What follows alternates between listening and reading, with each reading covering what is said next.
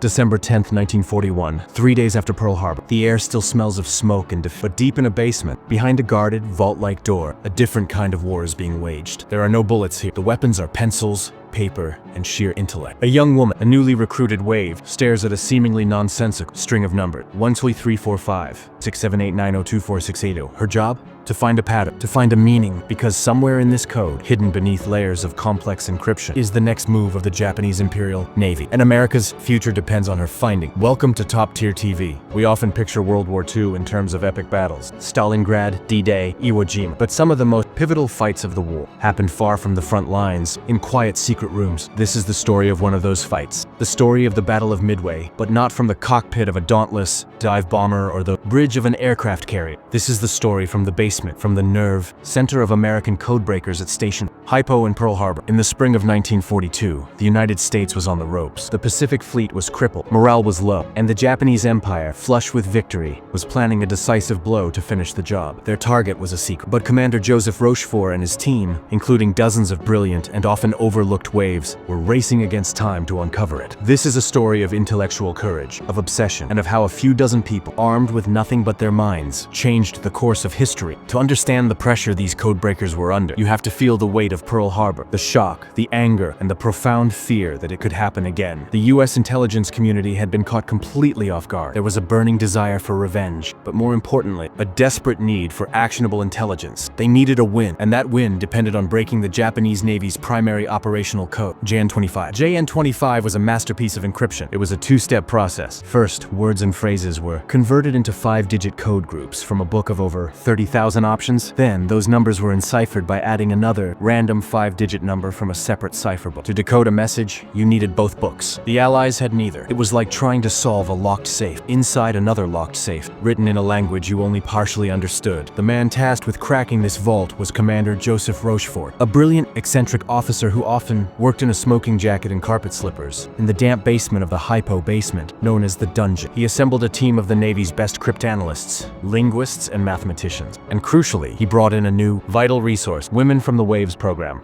These weren't just secretaries. They were college graduates, mathematicians, and puzzle enthusiasts, tasked with the painstaking, monotonous work that was the backbone of code breaking. Imagine the dungeon, a windowless, reinforced concrete basement, humid and stale, the air thick with cigarette smoke and the smell of coffee. The walls are lined with makeshift shelves overflowing with intercepts, reams of paper covered in 5-digit groups. There's a constant rhythmic sound, the clatter of IBM tabulating machines, the shuffling of paper, and the low, intense murmur of people working together on a problem that has no textbook solution. The work was grueling. It was built on a technique called burrowing. The code breakers would take a partial break. Maybe they'd guess that a certain code group meant weather or refuel and use that as a wedge to pry open more of the code. It was a colossal statistical battle. The waves, in particular, were masters of traffic analysis. They wouldn't just read the messages. They would study everything about the messages. Who sent them? How long were they? Where were they sent from? How often? The metadata, as we'd call it today. By analyzing the patterns of communication, they started to build a picture of the Japanese fleet. They identified call signs for specific admirals and aircraft carriers, and in early 1942, they noticed a new call sign appear. AF. It was mentioned in relation to a planned operation. But what or where was AF? The team became obsessed. This was the big one.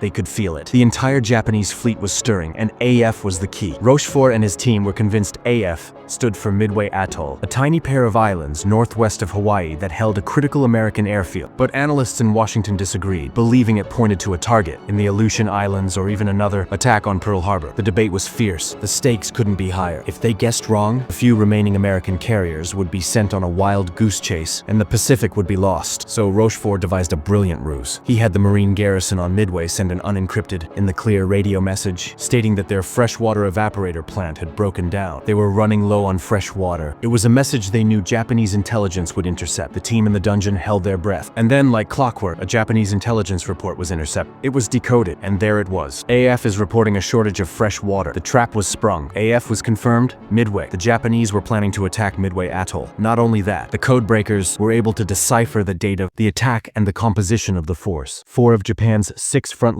aircraft carriers, the heart of their naval air power, were coming. This was the single most important intelligence coup of the Pacific War. Admiral Chester Nimitz, the Pacific Fleet commander, now had a priceless advantage. He knew where the enemy was going, when they were going to be there, and with what force. He could position his 3 available carriers, the Enterprise, Hornet, and the damaged but repaired Yorktown, into an ambush. The battle was won before a single ship sailed. The Battle of Midway, fought from June 4th to 7th, 1942, was a stunning American victory. All 4 Japanese aircraft carriers, the Akagi, Kaga, Soryu, and Hiryu, were sent to the bottom of the Pacific. It was the turning point of the war in the Pacific. Japan's offensive naval power was shattered, and the initiative passed to the United States. But the victory belonged as much to the men and women in the dungeon as it did to the pilots who braved anti-aircraft fire. Their work allowed the U.S. Navy to overcome overwhelming odds. They had turned intelligence into a decisive weapon. The story of Midway is the ultimate proof that wars are not won by brute force alone, but by information, ingenuity, and the quiet, relentless dedication of unseen heroes. Yet, for decades, the contributions of Rochefort and his team, especially the Waves, remained classified. They couldn't speak of their role. Their triumph was a secret victory. It's only in more recent years that we've come to fully appreciate the scale of their achievement, an achievement that began with a woman in a smoky basement, staring at a string of numbers, refusing to give up. The story of the Codebreakers of Midway forces us to redefine what heroism looks like in wartime. It wasn't just about courage under fire, but courage under pressure, the pressure of knowing that millions of lives depended on your ability to solve an impossible puzzle. What do you think? Was the intelligence victory at Midway the most significant single factor in the Pacific War? How different would history be if the AF ruse had failed? We'd love to hear your perspective in the comments below. Let's get a discussion going. If you appreciate these deep dives into the hidden stories that shaped our world, then please support the channel, hit that like button, and subscribe to Top Tier TV. We have more incredible stories from the front lines and the shadow wars coming your way. Don't forget to tap the bell icon so you never miss an upload. Thank you for watching. Remember to look for the hidden stories.